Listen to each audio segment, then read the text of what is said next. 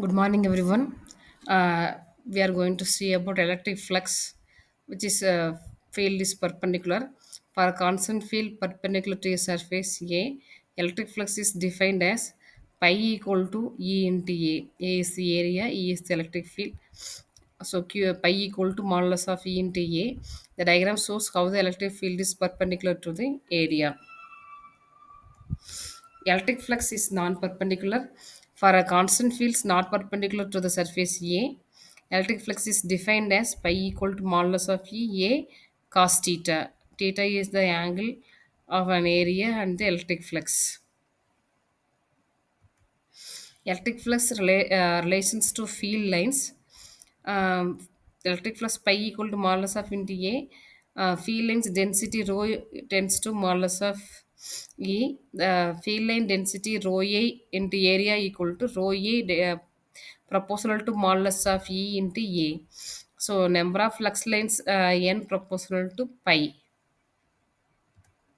Gauss law. Gauss law relate to flux through a closed surface to charge within its surface. Flux through the sphere from the point charge. The electric field surround the point charge. Modulus of E equal to 1 by 4 pi epsilon naught q by r square. The flux on a sphere is E cross A. Pi equal to 1 by 4 pi epsilon naught q by r square into 4 pi r modulus of r square. Cancelling, we get pi equal to q by epsilon naught. Now we change the radius of sphere.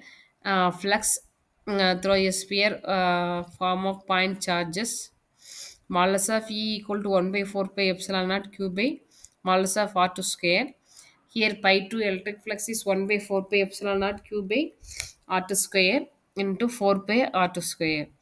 Pi equal to q pi epsilon naught. The flux is same as before. Pi 2 equal to pi 1 equal to q pi epsilon naught. Flux lines and the flux, just what we would expect because the number of field lines passing through the each sphere is same, n proportional to pi, pi proportional to n, and the number of lines passing through the each sphere is same, pi s, which is equal to pi 2, which is equal to pi 1, which is equal to q pi epsilon naught. This shows in the diagram. In fact, the number of flux lines passing through any surface surrounding this charge is same. Even when a line passes in and out of the surface, it crosses out once more than in. What is Gauss law? Gauss law does not tell us anything new. It is not a new law of physics, but another way of expressing Coulomb's law. Gauss law is sometimes easier to use than Coulomb's law, especially if there is a lots of symmetry in problem. Examples of using Gauss law. I have not consider the spherical surface centered on a charge q equal to pi equal to q by epsilon, but in symmetry, electric field is perpendicular to surface. So, as shown in the diagram, pi electric flux equal to modulus of E into A q by epsilon naught, so which is equal to modulus of E 4 pi r square q by epsilon naught. Modulus of E equal to 1 by 4 pi r square q by epsilon naught. 1 by 4 pi epsilon naught q by r square. F equal to QE. F equal to 1 by 4 pi r square q by epsilon.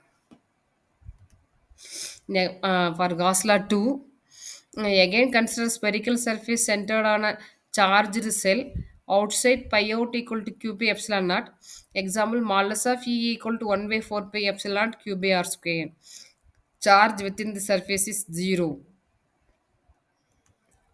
For a conductor in electrostatic equilibrium, E is 0 within the conductor. Any net charge Q is distributed on surface. Surface charge density sigma equal to Q by A. E immediately outside is perpendicular to surface. Sigma is greatest where the radius of curvature is smaller. E is 0 within the conductor. If E is a field in the conductor, then the free electrons would feel a force and be accelerated. They would then move, and since there are charges moving, the conductor would not be in electrostatic equilibrium. Thus, E equal to 0. Thank you.